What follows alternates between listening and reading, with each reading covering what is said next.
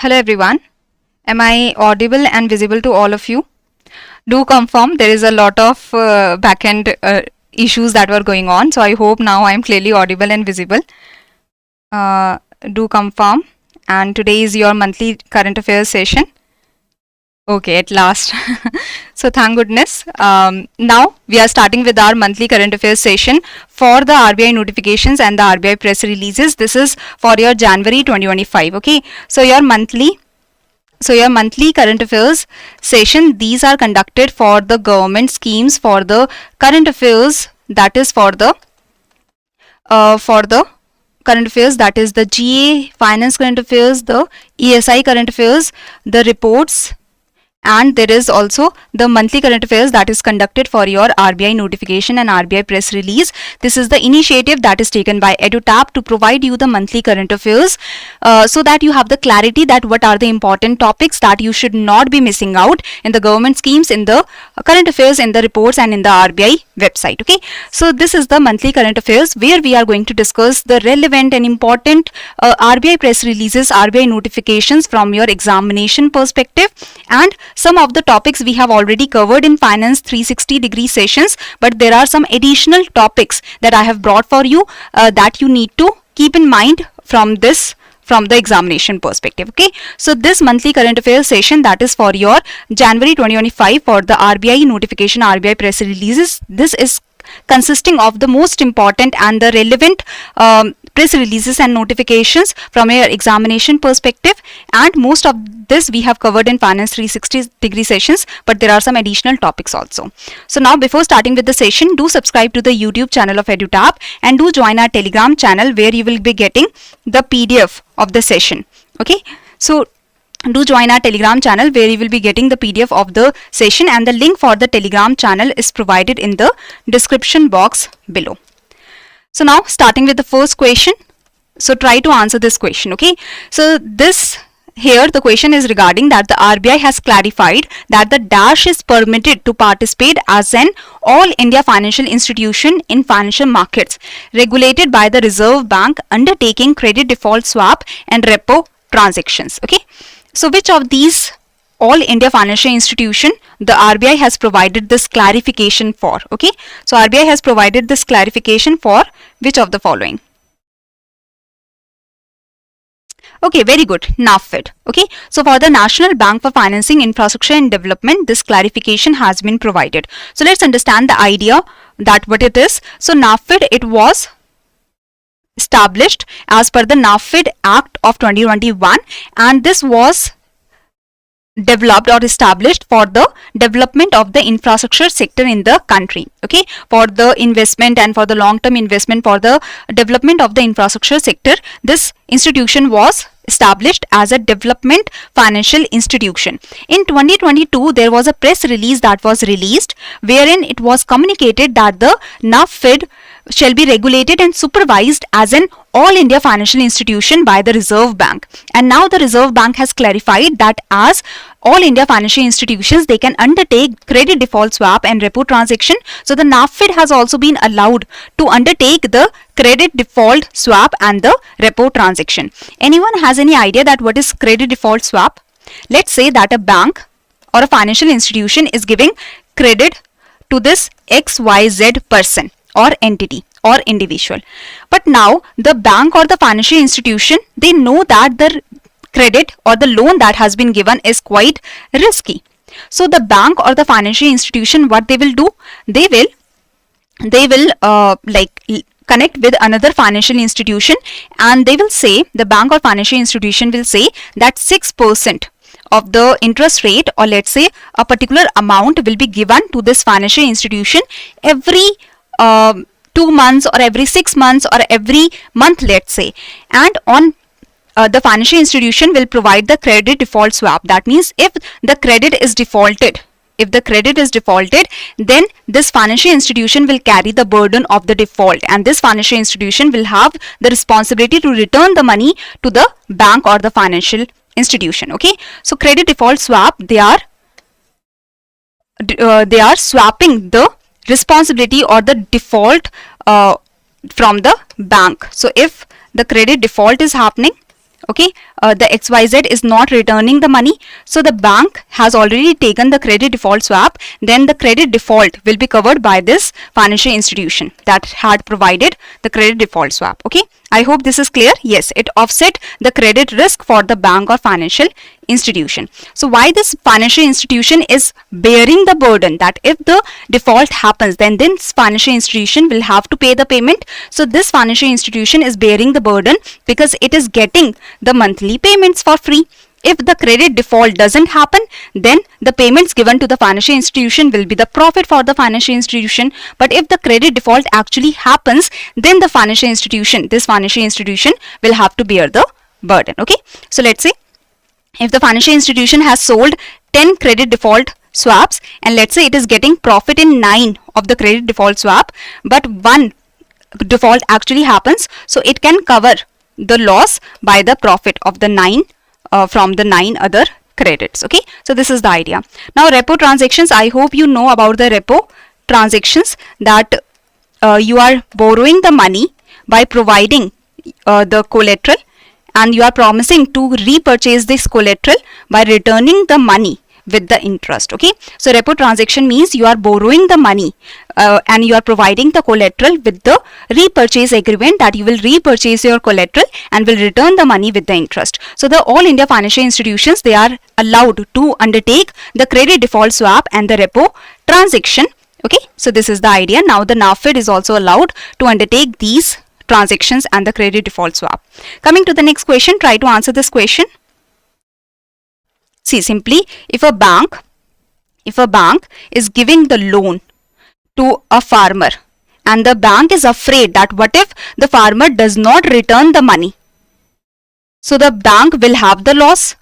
So the bank is connecting with other financial institution so that if the bank will have to provide the monthly payments, or let's say half yearly payments and such, the bank will be providing some payments to the financial institution, and the financial institution will provide the credit default swap, so that if the farmer defaults in the payment, in the returning of the loan, the financial institution will have to pay to the bank. So the burden of the loss shifts from the bank to the financial institution, and the financial institution against the burden gets some monthly payments from the bank till the tenure of the loan. Okay, so this is a static concept that you have to get the understanding in the static. Okay, now the Reserve Bank had launched the 3rd edition of its global hackathon, HaRBInger Innovation for Transformation.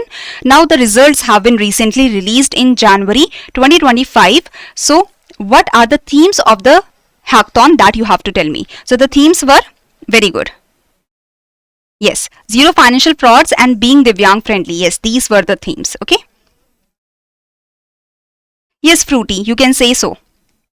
So the Reserve Bank had launched the 3rd edition of the global hackathon, HaRBInger Innovation for Transformation. There were 2 themes, zero financial frauds and being Divyang friendly. Under the zero financial fraud, there were 3 problem statements. And under the being Divyang friendly, there were 1 problem statement for which solutions were asked from the different institutions, from the different individuals and such. Okay, so 4 problem statements were there. 3 problem statements were under this theme, and the 1 problem statement was under being Divyang friendly. Okay, so different proposals came, and there was the short listing of the teams that happened, and at last there are a few teams that have won, whose solution have been accepted. Okay, so that we will see. So here you can see that the problem statement, so under the zero financial fraud, there was the problem statement about the real-time prediction detection of the frauds. So for that, the winner is FPL Technologies, and they have given a solution. You do not have to remember the solution, just try to understand that you have to remember the themes and the problem statement. Okay, so under the zero financial fraud, there was another problem statement about ensuring transaction anonymity, because when you are transacting through cash, there is anonymity. So when you are transacting through the central bank digital currency, there should be some anonymity. So for that, the solution has been provided by the, and the winner is Jolt Technologies Private Limited. Another problem statement under the zero financial fraud was identifying the mule bank accounts. Mule bank accounts means the bank accounts that are being used for the money laundering. Okay, so for that, the solution has been given, and the winner is AIFI Technologies and NaBFID CyberSec. Okay, now under the being Divyang friendly, there is only one problem statement, that is accurately identifying banknotes by visually impaired, and the winners are H Vision India and Rupee Darshini. Okay, now there is also one all women team for which the the prize money has been given, and that is WISEST. Okay, so this is the best all women team. Now coming to the next question. So in the C, you do not have to remember the solutions, you do not have to remember the winners also. Just in this HaRBInger, you have to remember what are the themes and what are the problem statements under the themes. That's it. Okay, now coming to the next question, that is regarding the master direction.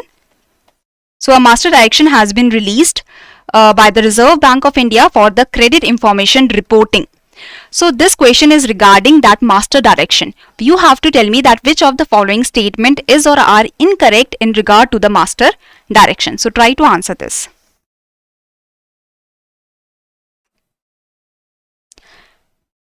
And if there is any confusion about the credit default swap, you need to have clarity in your static point also. And if there is any confusion left, do ask me.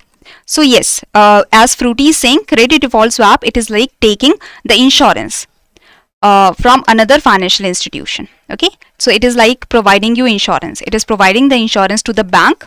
So if the credit default happens, the another financial institution that has provided the credit default swap will take the burden. Okay, so yes, it is a kind of insurance, but it is in the market, it is the credit default swap. You can say it is a kind of insurance. So here I am getting the answer C. Let's see how many of you have given the right answer. So RBI has released this master direction, and which of the following statement is incorrect? So first of all, a credit institution shall pay compensation to the complainant. Let's say a complaint has been raised that the credit reporting or the credit report that has been provided is incorrect, and there is some incorrect data that has been fed. Okay, so a credit institution that is providing the credit, they shall pay compensation to the complainant if the credit institution has failed to send the updated credit information to the credit information companies. Okay, so if the incorrect data has been given by the bank or financial institution or NBFC, so if an incorrect data has been given by the institutions, by the credit institutions to the credit information companies, and the credit information company has made the report on the basis of the incorrect data, so the complainant has raised this issue that you have given the incorrect data. So the credit institution will get the 21 calendar days to correct the data and to pass on the correct information to the credit information company. Okay, so 21 days are provided to the credit institution to pass on the correct data to the credit information company. So this is correct.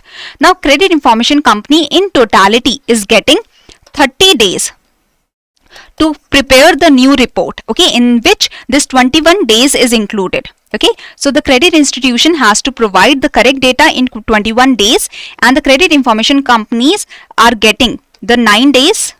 So that is in total under 30 days the correct report has to be presented. So a credit information company shall pay compensation to the complainant if the CIC has failed to resolve the complaint within 30 days of being informed by the complainant or a credit institution, despite the credit institution providing the data within 21 days. Okay, so for the credit institution 21 days are given.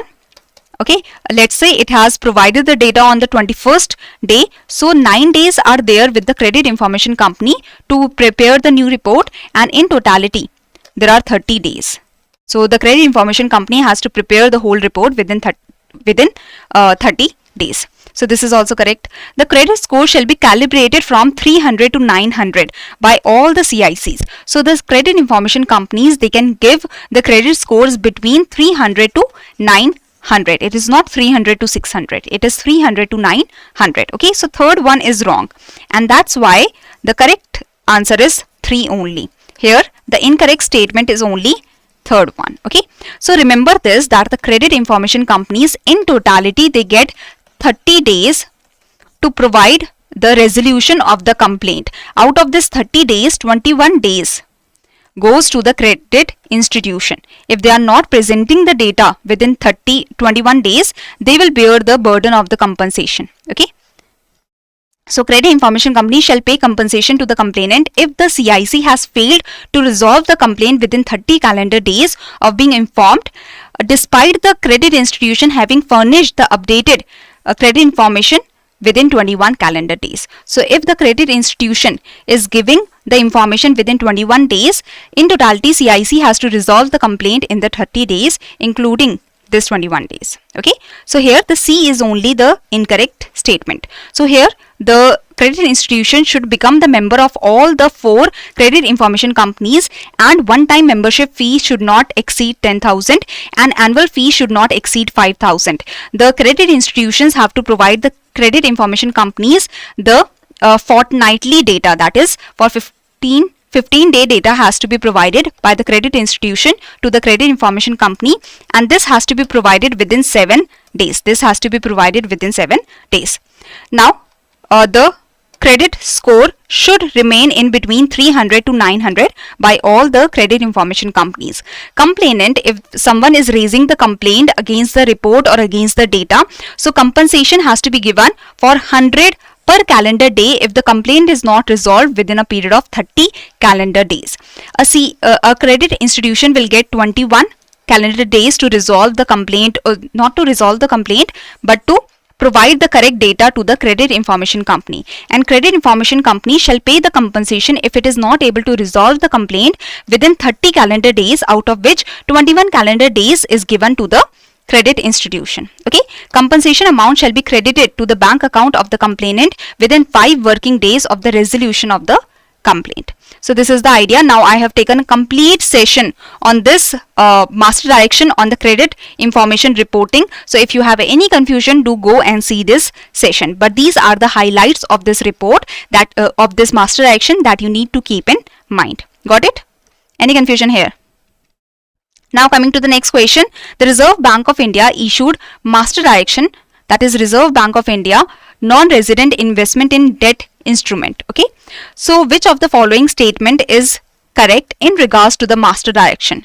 That is the master direction on non-resident investment in debt instrument. Okay. So if non-residents are investing in debt instrument, so which of the, as per the master direction, which of the following statement is correct?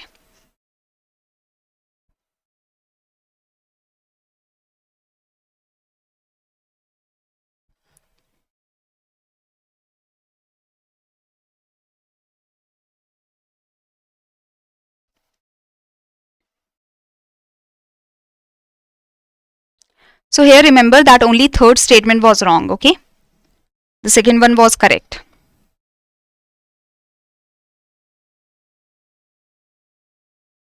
Okay. So very good. Swapnil. State government securities has the investment limit of 2% of the outstanding. So is state government securities has the investment limit of 2%. Corporate debt securities has the investment limit of 15% for the foreign portfolio investors under the general route. Okay. Investments by an foreign portfolio investor in central government securities, including treasury bills and state government securities with residual maturity up to 1 year, shall not exceed 30%. So the short-term investment shall not exceed 30% of the total investment of the FPI. Investment by any FPI, including investment by related or group FPIs, they shall not exceed 50% of any issue of a corporate debt security. So if a issue is happening of a particular corporate debt security, so the foreign portfolio investors with their related FPIs, they shall not exceed the investment of 50% in a single issue. Okay. FPI investment. So all these statements are wrong. FPI investment in aggregate in any central government security shall not exceed 30% of the outstanding stock of the security. So this is the correct statement. So E statement is correct. Okay. Very good, everyone. So in the general route, foreign portfolio investors can invest, but there are the limits that are there for the central government securities, state government security and corporate debt securities. Short-term investment limit is 30%. Security-wise limit is also 30%. And for the corporate debt security, there is an issue-wise limit of 50%. Okay, now coming to the next topic, and if you want to know and you want to get the complete idea that what is the security wise limit, what is this concentration limit, what is the issue wise limit, and such, so you can see the complete session that I have taken on the master direction on the non-resident investment in the debt instruments directions. Okay, so you can see the complete session so that you get the clarity and the meaning and everything. Now coming to the next question, this is regarding the digital payment index. Try to answer this question.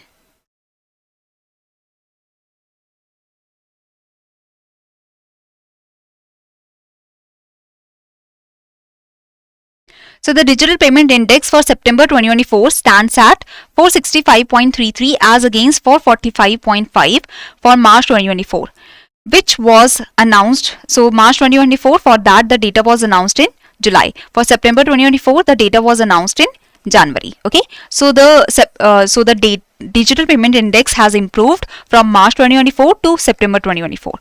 Now, which one of the following statement is or are correct in regard to the digital payment index, that you have to tell me. So first of all, the RBI has been publishing a composite Reserve Bank of India digital payment index since January 1, 2021, correct, with March 2018 as base year. So this statement becomes incorrect.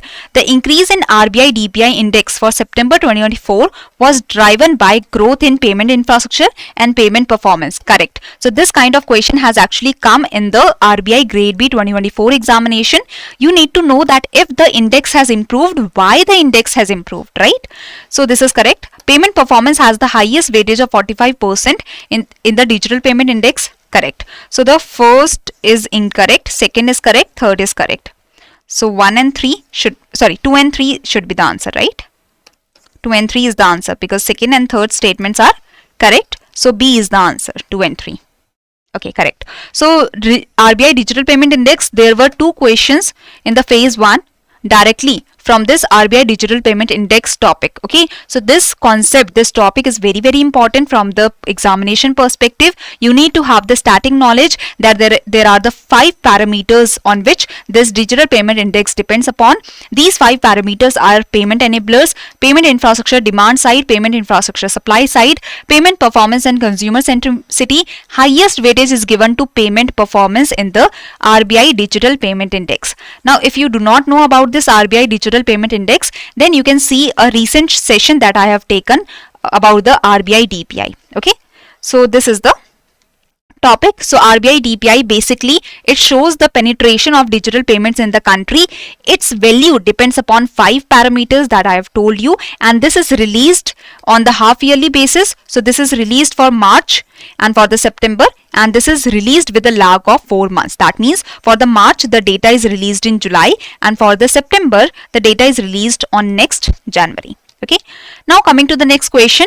So on the basis, and you can see that most of the topics that were the important or lengthy topics, this I have covered in the Finance 360-degree sessions, but the small topics, so that I am covering in the monthly revision session. Okay, so on the basis of Reserve Bank supervisory assessment, so RBI has done the supervisory assessment of the banks, and RBI has come to observe that many of the deposit accounts, they were not having the nomination. So let's say XYZ is the father, and this is a family of 4 people, father, mother and 2 children, and let's say there is also the grandparents. Okay, now the father has a bank account in which 5 lakh rupees has been deposited.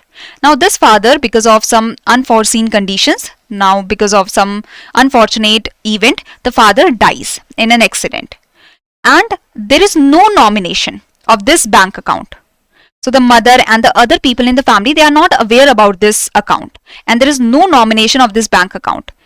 Then they will not be able to receive this money, and they are in the financial crunch. They are in the dire need of the money for the funeral, for the studies of the children and such. So you can understand that how bad this condition can be. So to avoid inconvenience and undue hardship to the survivors or to the family members of the deceased depositors, it is important to take the nomination for all the deposit accounts and safe custody articles. So let's say this person also had a locker in which the gold has been stored, and no nomination is there because the person was not aware about the nomination criteria, let's say. So to like avoid such kind of inconvenience for the family and to avoid the undue hardship for the family, the RBI has reiterated that it is important for the banks to make their customers have the nomination. Okay. And now it has been said that the customer service committee of the board or board of directors shall review on a periodic basis the achievement of nomination coverage. More and more accounts should be covered by the nomination criteria, that more and more bank accounts should have the nomination criteria. Progress in this regard shall be reported by the supervisory entities, by the regulated entities in reserve banks dash on a quarterly basis. Daksh portal, very good.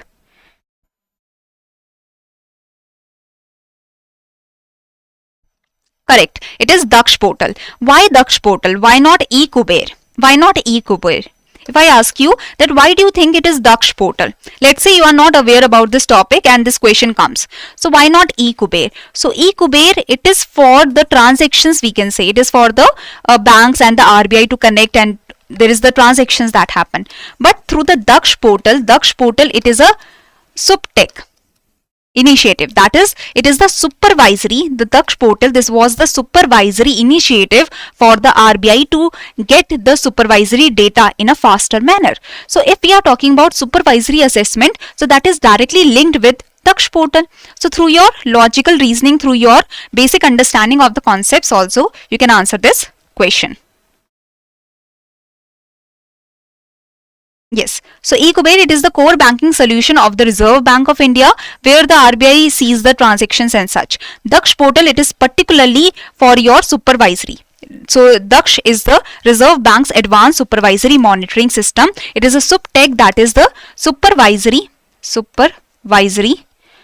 technology of the RBI, through which the RBI can supervise at a faster rate, okay, which makes the supervisory processes more robust. And here we are talking about supervisory assessment only, okay. So this is the idea. Now coming to the next question. Yes, digital payment index, it is released. It is the index. It gives you a value that, okay, the digital penetration has improved. Payment system report, it includes the data for not only the digital payments, for the penetration such, but the payment system report, it provides you data for the credit card, like the division is provided, that how much transactions are happening through UPI, through card, through the RTGS, through the NEFT, and so and so. Okay, so it is a complete report. It is not an index. Index means a number that is calculated on the basis of the parameters. Report means complete report, improvement, like decrease, how much, what are the quantities and such. Okay, coming to the next question. Which of the following statements is incorrect regarding the recent liberalization of the Foreign Exchange Management Act regulations to encourage cross-border transactions in Indian rupee or local currencies? So recently the RBI has taken steps to improve the usage of the INR and the local currencies for the cross-border transaction. Which of the following statement is incorrect as per the steps taken by the RBI?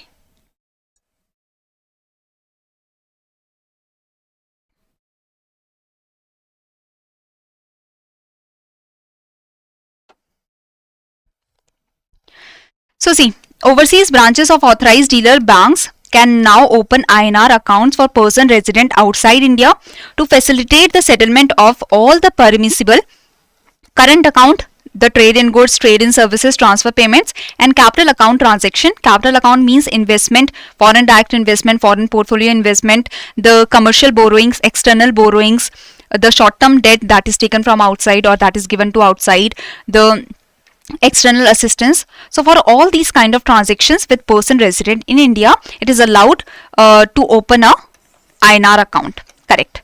Person resident outside India, they are not allowed to use the balances in their repatriable INR accounts. So repatriable INR accounts, they are the INR accounts through which the foreigners can take out their money, and they can take this money to their own country in their own currency after exchanging it. Okay, so person resident outside India, they are allowed to use the balances in their repatriable INR account, such as special non-resident rupee account and special rupee Vostro account, for settling the bona fide transactions with other non-residents. So that is correct, that they can use the INR accounts, they can take out the money and they can use this for settling the transactions, the allowed or the good faith transactions.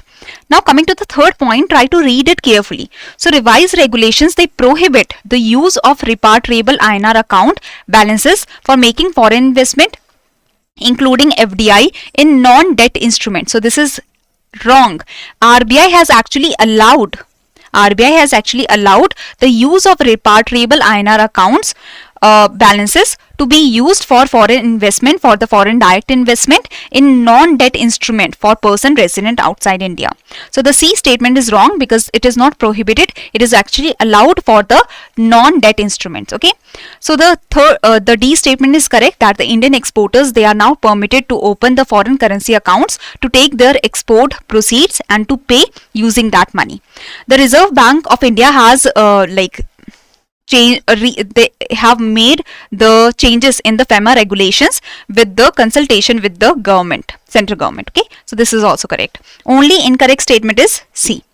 Okay, so only incorrect statement is C here. So this we have discussed the steps to encourage use of Indian rupee and local or national currencies for settlement of cross-border transactions. So the FEMA regulations that have been liberalized, that we have discussed in a complete session. I have taken a complete session on the steps that have been taken and the liberalization of the FEMA regulation. So the foreign exchange management regulations, there are certain regulations that have been reviewed, and there is certain small updation that has happened. So that we have already discussed. So if you are not aware about the steps that the RBI has taken for the internationalization of rupee or for the promotion of rupee and the local currencies and the liberalization criteria for the FEMA regulation, then do see this session so that you get the whole idea. Okay, so the foreign exchange management deposit regulations, they have been updated. A person resident outside India, it can open a special non-resident rupee account. It can open a rupee account for the current and capital account transactions with a person resident in India. As well as a person resident in India being an exporter, they can open a foreign currency account, so that in the local currencies, we are not only promoting rupee, we are also promoting the local or national currencies. So our exporters, they can open the foreign currency account so that they can take the export proceeds, they can take the receipts in the foreign currency, in the currency of the local country. Okay, and this money will be used to pay for the imports. Now coming to the next question. The Reserve Bank of India has announced the names of the members of the Standing External Advisory Committee that evaluates the application for the universal banks and for the small finance banks. The tenure of the SEAC will be 3 years. Who is the chairperson of the committee? That you have to tell me. Yes, very good. So it is Shri M.K. Jain. Now for the universal bank, what is the net worth or what is the paid up equity capital? Is it 500 crores, 200 crores, 300 crores or 1000 crores? So what is the number? So it is 1000 crores actually. For the small finance bank, what is the net worth or what is the equity, paid up equity capital? So this data is provided in your regulations at a glance handbook. Okay, so the RBI has updated some of the data. So in the regulations at a glance, you can see the net worth and the data for the paid up equity capital. Okay, so whenever you are seeing the universal bank, small finance bank, you should know the net worth of these entities. Okay, yes, very good. So before, for the universal banks, the net worth criteria was 500 crores, but it was actually updated internally, and now in the handbook it has been clarified clearly. Okay, so here you can see that the RBI announced the committee, that is Standing External Advisory Committee, that has been it was said that the new committee has been formed for the tenure of 3 years, and the head of the committee will be Shri M.K. Jain, and this committee is for the evaluation of the applications for universal banks and the small finance banks. Coming to the next question. So on a review of current liquidity and financial conditions, the Reserve Bank has decided to conduct different operations to inject liquidity into the banking system. Okay, so the RBI is trying to increase the liquidity in the economy, so that with the more money supply, there is more demand and there is more production that happens. So with more production, there will be more growth that will happen. Okay, so to boost the money supply, there is the certain steps that has been taken. You have to tell me that which of the following steps or statements is or are correct in regards to the measures to manage the liquidity conditions. So the open market operation purchase auction, the RBI is purchasing the government securities from the banks and RBI is paying to the banks for the government security. So it is increasing the liquidity in the economy. Correct, absolutely correct. And the amount is 60,000 crores that will be given in 3 tranches, that means in 3 different timelines, January, Feb and such. So that is 20,000 crore each date. Okay, 7-day variable rate repo auction for a notified amount of 50,000 crore. So through the variable rate repo, the RBI is giving loans at a variable rate to the banks and the banks have to give collateral to the RBI with the promise that the bank will retake the collateral and will repay the loan. So here the RBI is giving loans to the banks, more loans are given by the RBI, supplying more liquidity to the banks. So this is also correct, but here the variable rate repo, this is for 56 days, not for 7 days. Why longer period? Because the RBI wants the liquidity to remain in the economy for a good number of days. Okay, so 56-day variable rate repo auction has been taken. USD INR buy sell swap is happening. The RBI is buying the USD and is giving the rupee to the banks. So RBI is supplying more rupees to the banks. So this is for 5 billion for a tenure of 6 months. Okay, so the first and third statements are absolutely correct. In the second statement it should be 56 day. So 1 and 3 is the right answer. Yes, absolutely correct. The C is the right answer here. And this again we have taken I have taken a session where we discussed about the NBFC scale based regulatory framework, and here we discussed about the measures to manage liquidity conditions. Okay, so if you want to see this session, you can see. Coming to the next question. Now this topic, it is important from your understanding perspective, but it is just not very important. Okay, just have the brief idea about this. You do not have to do ratification here, just a very brief idea you require in this topic. So in order to mitigate, in order to reduce the potential misuse of mobile numbers, RBI has provided advices to regulated entities. Which of the following statement is incorrect regarding the advice provided by the RBI to the regulated entity? Okay, so to stop or to reduce the misuse of mobile numbers, the RBI has provided the advice. So use the mobile number revocation list. So there is the mobile number revocation list available on the digital intelligence platform developed by the Department of Telecommunication that has to be used by the regulated entity to monitor and clean their customer database. Because try to understand that what happens, that there are some mobile numbers that were used for the fraudulent activity. There are some mobile numbers that are stopped, that have been stopped usage. Okay, so no one is using those mobile numbers now. There are some mobile numbers that were given for a bank account but they have not been verified. So there can be some fraudulent activity that can be attached to it. So there are some mobile number revocation list. This is the list present with the digital intelligence platform. This has to be used by the regulated entities so that they can see that okay, these mobile numbers should not be connected to our accounts. Okay, if a mobile number that was engaged in fraudulent activity, if it is connected with a bank account, you can understand that this bank account can be used for the mule account for the money laundering and such activities. Okay, so for the monitoring and for the cleaning up of the customer database, the regulated entities can use this list. Entities should create standard, so the regulated entities should create a standard operating procedure to enhance the fraud prevention by looking after the list, which should include updating the registered mobile numbers after proper verification. So what happens, even I had a bank account in Canara Bank and it was not the account was not used for a lot of years because the account was opened when I was in my 10th 11th. Okay, after that I didn't use the account, so they called me again to re-verify my mobile number because there was no activity activity that was happening, right? So, and at that time the mobile number was not verified. So this is the idea that there should be a standard operating procedure that the registered mobile number should be re-verified, or there should be proper verification that should happen, that this is the correct mobile number that is connected to correct bank account, because in between there were 1 or 2 banks where the mobile number was wrong, that was connected to the bank account. Okay, so this is also correct, that there should be a standard operating procedure. Provide the verified details of their customer care numbers to the digital intelligence platform for enabling the Department of Telecommunication to publish them on the Daksh portal.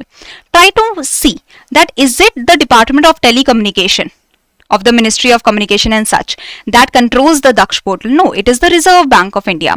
So it is Daksh portal should not be mentioned here. It should be Sanch Sathi something that I will show you. Okay, Sanchar Sathi, sorry, Sanchar Sathi. So it is actually Sanchar Sathi portal where the customer care numbers have to be given. Okay, so the regulatory entities have to provide the verified details of their customer care numbers.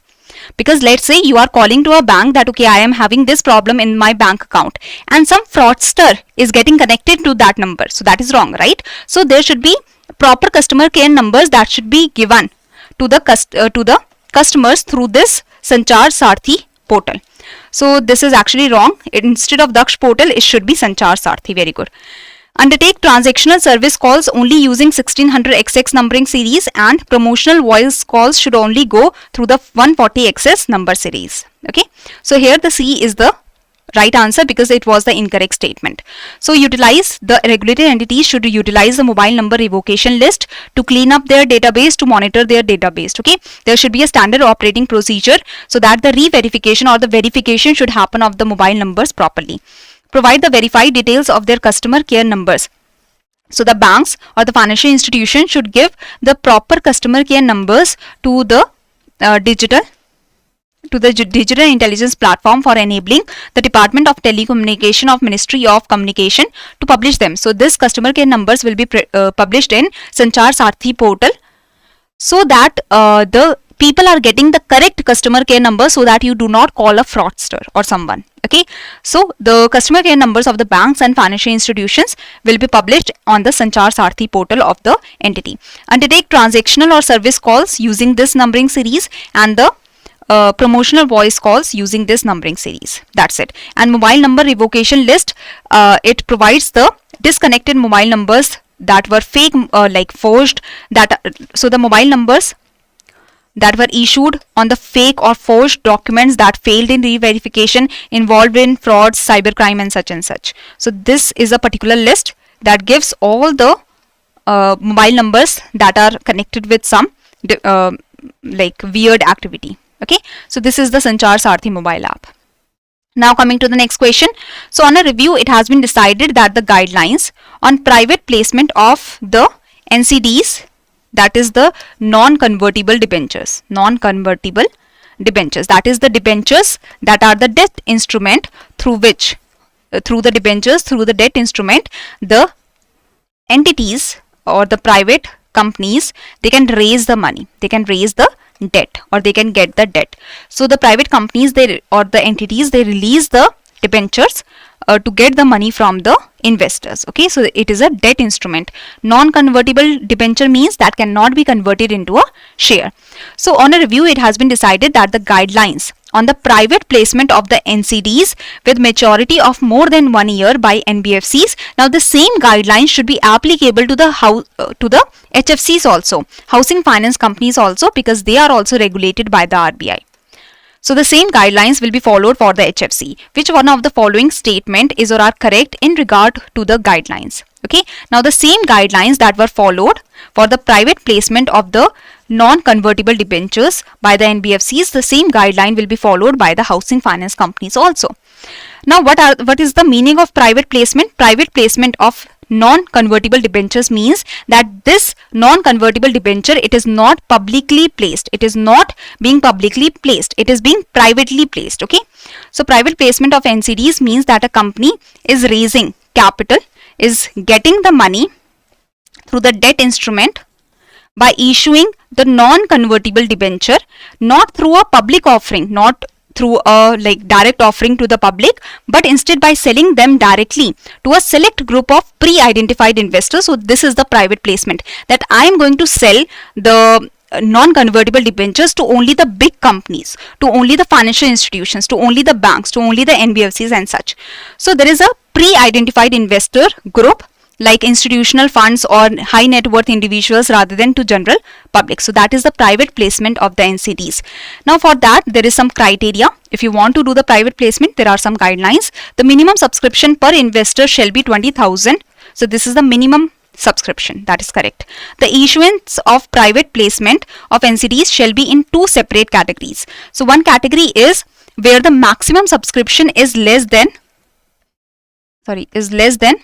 1 crore, and the second category is where the subscription is more than 1 crore and above. Okay, so that is the idea, that the issuance of private placement of NCDs should happen in two categories where the minimum subscription per investor is 20,000 but the maximum is less than 1 crore, and in the second category those with a minimum subscription of 1 crore, okay, and more than 1 crore, 1 crore and more than 1 crore. So that is the second category. So this is also correct. There shall be a limit of 200 subscribers for every financial year for issuance of NCDs with a maximum subscription of less than 1 crore. Okay, so in the less than 1 crore category, at least there is the limit that only 200 subscribers can be there, and such subscription shall be backed by some asset. That means there should be some like full security that should be provided.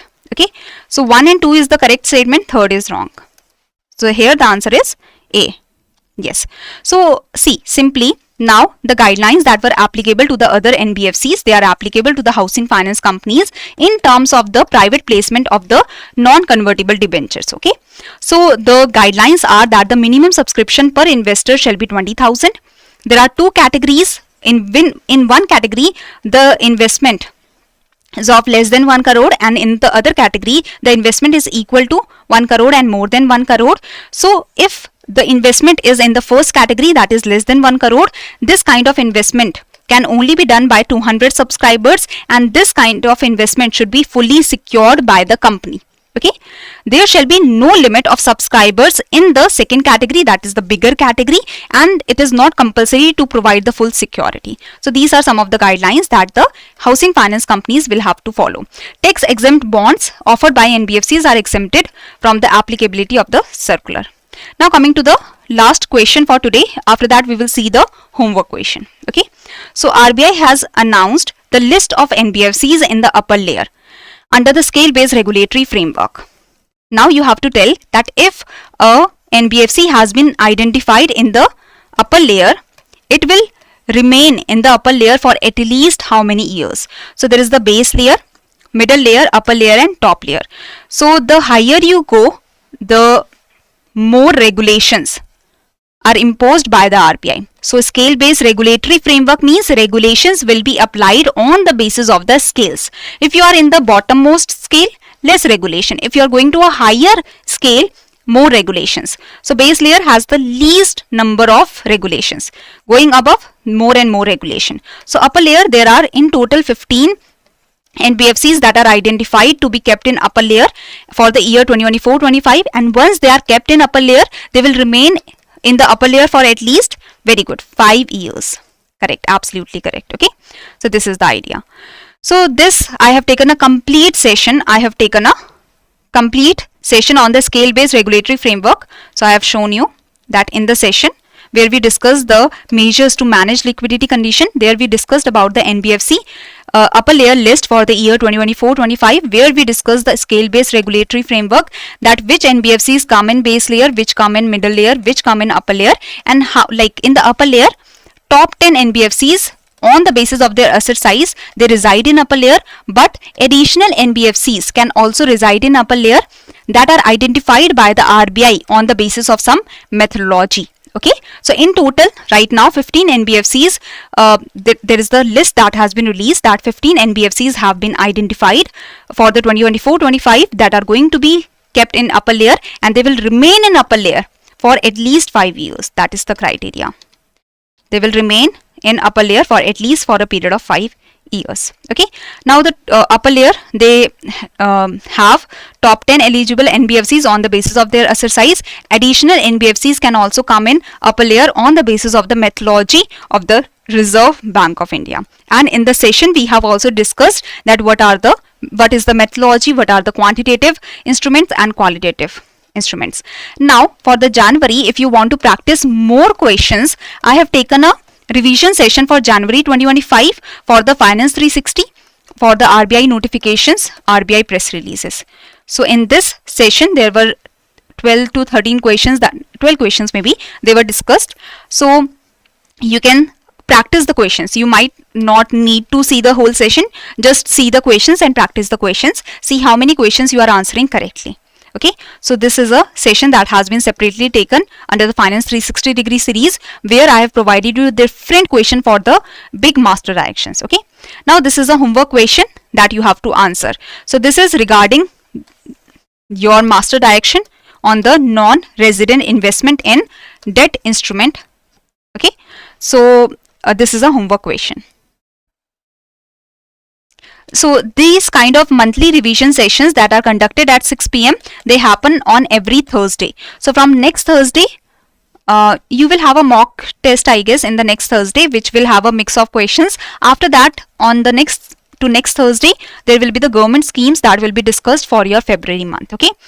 Now before ending the session, I would like to show you the EduTap's website. So if you go to edutap.in, you can go to EduTap's website, where you can see free material, you can see the blogs that have been prepared for the different examination, where you can get more information about the examination, and you can know about the exam, you can know the strategy and the success story, that how the toppers cleared the examination. And if you want to see the courses, you can see the courses for the different examination, what all you will be getting, at what price, and who will be teaching and everything. Okay, now do give me the right answer of the homework question. Let's see how many of you are able to answer this question. This is also related to your static and your current affairs, right? So do try to answer this question, and do tell me that how many marks you have got out of 12. So there were 12 questions plus there was one homework question. So do give me the right answer of the homework question, and do tell me how many marks you have got out of 12. More than 8 marks is very, very good at this point of time. Okay, so do tell me how many marks you have got. I will take it now. The monthly revision sessions are there, so I will not take it separately. Okay. So did you enjoy today's session? No, it is not necessary to cram numbers like 1600xx or 1400xx. That's why in that particular topic I told you in the starting itself that this is not very important. Just have the brief idea, that's it. Not very important. Just have a brief reading. That's it.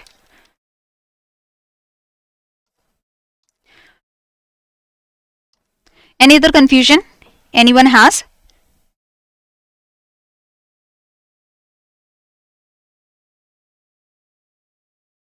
You're most welcome. So do tell me if you like the session, and do give me the how many marks you have got, and do give me the right answer of the homework question. So thank you everyone. Thank you for joining the session. Thank you everyone. Thank you for joining. See you in the next session.